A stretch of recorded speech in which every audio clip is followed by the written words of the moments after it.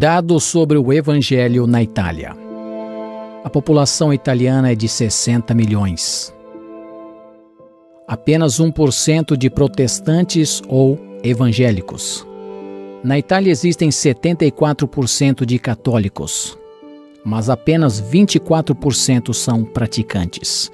Roma, sede mundial da Igreja Católica, é também a cidade com a maior mesquita da Europa. Quase 5% de islâmicos na Itália. Existem cerca de 22,6% entre agnósticos, ateus e sem religião. E 430 mil testemunhas de Jeová. O ocultismo é muito difundido no país. Estima-se que haja 100 mil bruxos trabalhando de tempo integral, número este 3 vezes mais do que o número de sacerdotes católicos. O satanismo é forte na região de Turim. É um dos centros dessa atividade. Segundo Patrick Johnston, os satanistas oram para a remoção de todos os missionários evangélicos do país italiano. Na Itália, dos 7.903 mil municípios, apenas 1.500 têm um grupo de estudo bíblico, uma pequena igreja evangélica, um testemunho na cidade. As igrejas, na grande maioria das vezes, são fechadas e sem visão de evangelização, sem a iniciativa de ir até onde se encontra o pecador. Desta forma, os grupos religiosos por ordem de tamanho na Itália são, em primeiro lugar, a Igreja Católica, em segundo, os muçulmanos e, em terceiro lugar, os testemunhas de Jeová. Diante deste contexto, qual é a situação das igrejas? A maioria das igrejas tem cerca de 45 membros. Existe apenas um pastor para cada 380 mil habitantes. Em média, as igrejas realizam 2 batismos ao ano.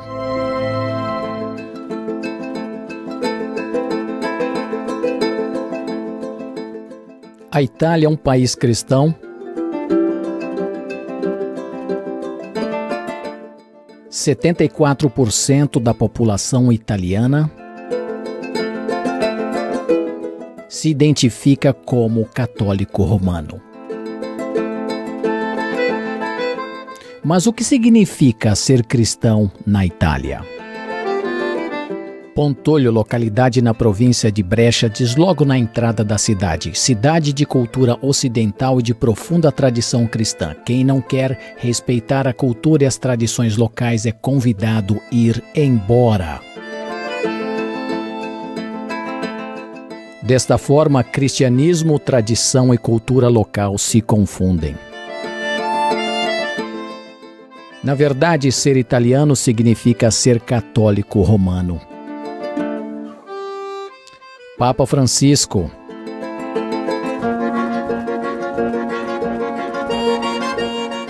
Ele usa uma linguagem que se parece com o Evangelho, mas o significado do que ele diz é muito longe disso. Ele usa uma linguagem evangélica, devoção mariana e teologia liberal. Substituindo assim as Escrituras com um espírito misericordioso que acolhe a todos sem desafiar ninguém.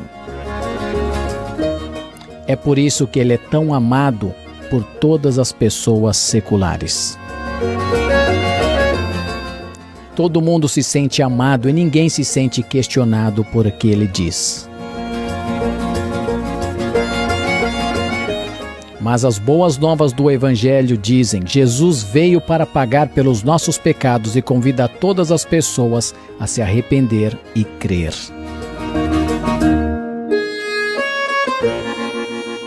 As pessoas parecem ter sido cristianizadas pela cultura, mas não foram regeneradas ou convertidas a Cristo através das boas novas do Evangelho.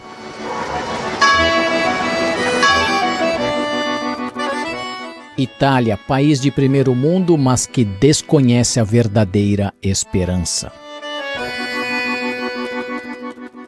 País com uma história milenar, mas que vive sem expectativa de um futuro eterno.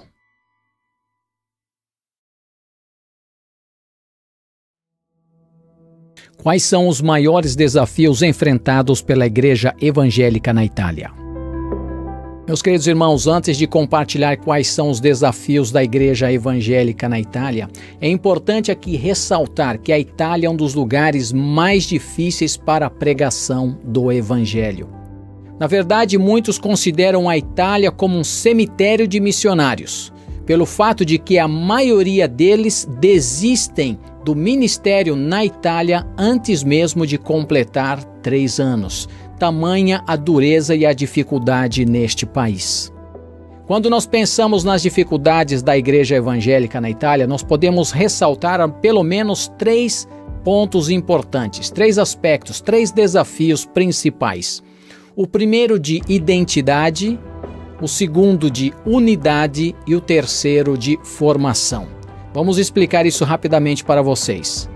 Nossa luta tem sido grandemente em afirmar não o que somos, mas o que nós não somos. Muitas vezes as pessoas não têm aquela compreensão de quem são os evangélicos, os cristãos, os discípulos de Jesus. Então, em primeiro lugar, nós precisamos dizer para eles o que a gente não é, para depois dizer aquilo que nós somos. Olha só que desafio. Em termos de identidade, nós não somos, religiosamente falando, como os católicos romanos.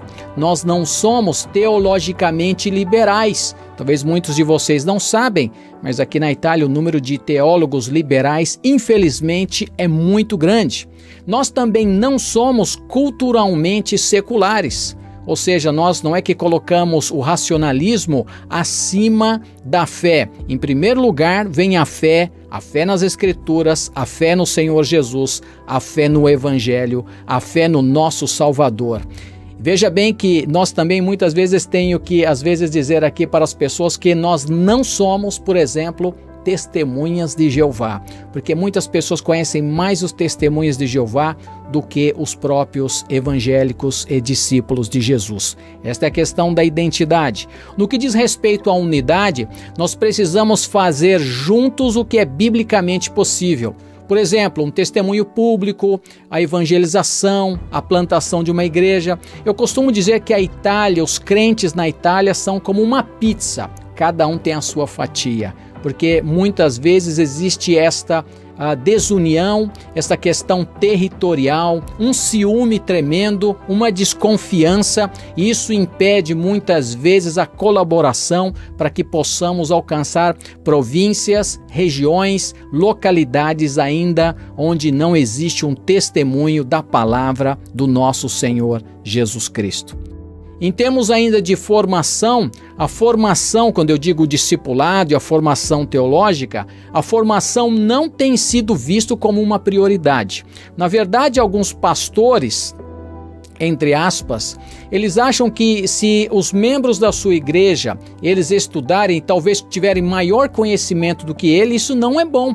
Então ele muitas vezes impede de que os membros estudem. Ele tem também, assim, digamos, uma certa insegurança. Então a maioria dos líderes tem essa dificuldade. Eu tenho também para dizer para vocês que aqui na Itália, a maioria dos líderes são autodidatas, ou seja, autotreinados. Não passaram por uma formação teológica, por um mestrado, por um doutorado em teologia e no ministério. Então isto vai pesando muito na realidade da igreja local. Ainda em termos de formação, a preparação muitas vezes é superficial, justamente como eu disse antes, é uma questão de autodidata. A situação só vai melhorar até que os novos e futuros líderes sejam realmente bem preparados para o ministério. Deus tem me dado essa alegria e nós vamos continuar trabalhando nessa questão da identidade, da nossa unidade e da formação de crentes e de futuros líderes aqui na Itália, principalmente no que diz respeito aos nacionais. E por falar nisso, O que é que mais encoraja hoje a obra de missões na Itália? É isso mesmo. O que é que nos encoraja? O desafio é grande. Eu e a minha esposa Anne já estamos aqui há mais de 20 anos e Deus tem nos abençoado graças ao Senhor Jesus Cristo. A ordem é esta, o que nos encoraja é a expansão da obra de missões no campo italiano. Olha só, quero apresentar para vocês, para você, meu querido irmão e irmã, a igreja, a nossa família, o Fabiano, a minha esposa Anne, e depois nós temos os nossos 3 filhos que nasceram aqui na Itália, a Fabiola, o Fernando e o Fabrício.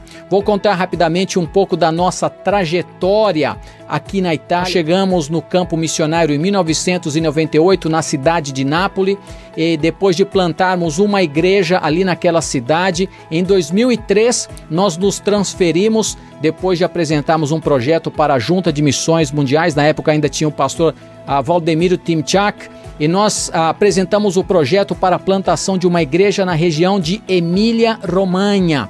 Em 2015, depois de termos plantado uma igreja aqui na cidade de Cesena a partir do zero, nós começamos a obra de evangelização na cidade de Rimini.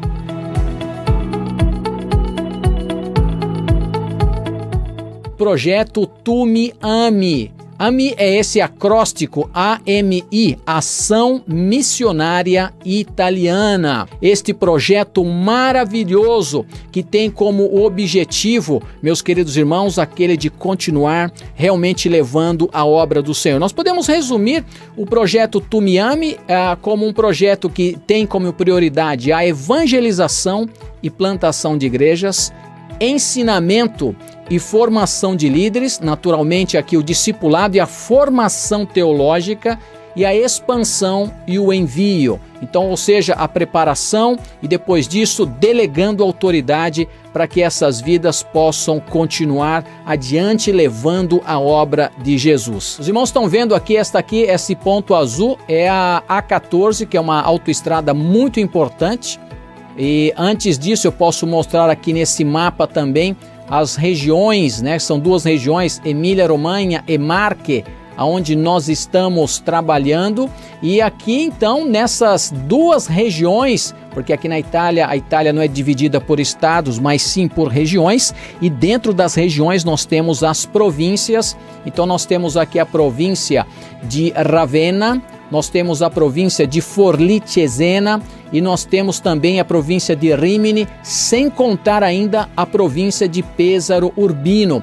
No exato momento, pela graça de Deus, nós temos a Igreja Evangélica Batista aqui na cidade de Cesena e também agora a Igreja Evangélica Batista na cidade de Rimini. Nós, pela fé, queremos também chegar ainda em cidades como Ravenna. Deus já nos tem dado pessoas, nós estamos já na fase de preparação e pela fé no futuro nós estaremos chegando lá pela graça de Deus.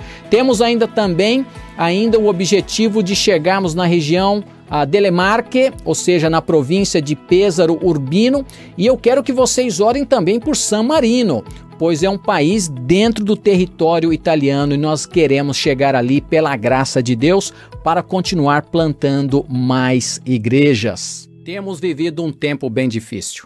Na verdade, algumas pessoas dizem, você precisa esperar o melhor, mas você precisa se preparar para o pior. E você, meu querido irmão, irmã, jovem, adolescente, você que faz parte da terceira idade, você pastor que está há muitos anos ou talvez há poucos anos no ministério, como você tem enfrentado e vivido este tempo? Nós, como discípulos de Jesus Cristo, precisamos nos lembrar que algumas pessoas vão viver de maneira determinada e outros vão estar desfalecidos. Alguns serão covardes e outros serão corajosos. Você, como vai viver este tempo? A palavra de Deus nos lembra que o sofrimento e as provas fazem parte da vida do crente. Em Atos capítulo 14, versículo 22, nós lemos: fortalecendo a alma dos discípulos, exortando-os a permanecer firmes na fé, mostrando que através de muitas tribulações nos importa entrar no reino de Deus. A vida do crente, diferentemente daqueles que pregam a falsa teologia da prosperidade, faz parte na nossa vida os desafios, as provas, mas nem por isso nós precisamos desistir. Pessoalmente, eu compreendo que a nossa vida, o nosso comportamento, a nossa maneira de viver está diretamente relacionada com a nossa compreensão de quem é Deus. Se nós o conhecermos realmente através da sua revelação específica, que é a palavra de Deus, revelação esta que é inerrante, que é inspirada, revelação esta que é infalível da parte de Deus e que naturalmente não é como leite que depois de 3 dias você precisa jogar fora, mas ao contrário, é sempre atual esta palavra nos estimula a seguir adiante e a ter coragem no nome de Jesus. Por meio da palavra, nós podemos, através desta revelação, conhecer bem o nosso Deus e, consequentemente, aprender que a natureza do nosso Deus é divina e que o seu poder é eterno. Não existe no universo ninguém que seja comparado ao nosso Deus. E por esse motivo, porque a sua natureza é divina e o seu poder é eterno, eu e você podemos enfrentar qualquer situação e os desafios e as dificuldades de uma outra forma. Para você que está no Brasil, para mim que estou aqui na Itália, no nome do nosso Senhor Jesus.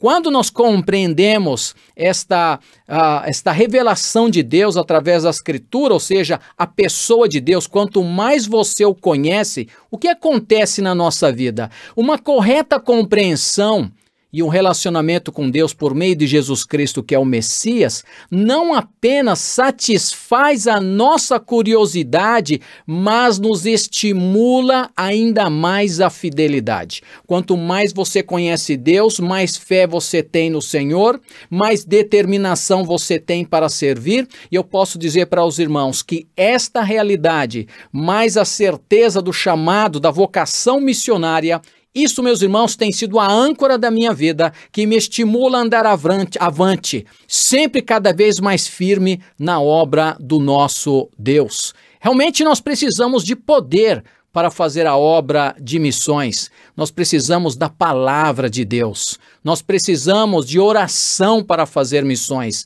24 horas, 7 dias por semana. Nós precisamos do método de Cristo, discipulado. Nós precisamos de evangelismo. E com tudo isso, a nossa igreja vai se tornar uma igreja ainda mais relevante no mundo.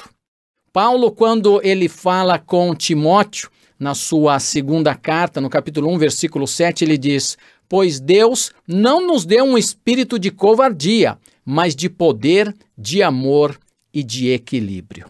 Os irmãos sabem que a referência que o apóstolo Paulo está fazendo aqui é a presença do Espírito Santo de Deus na vida do crente.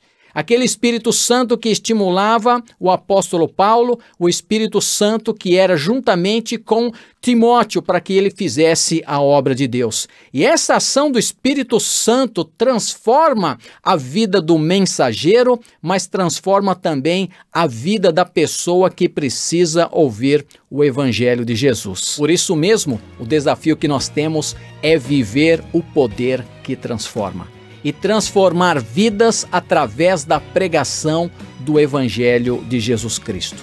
Você está pronto para viver esse poder que transforma?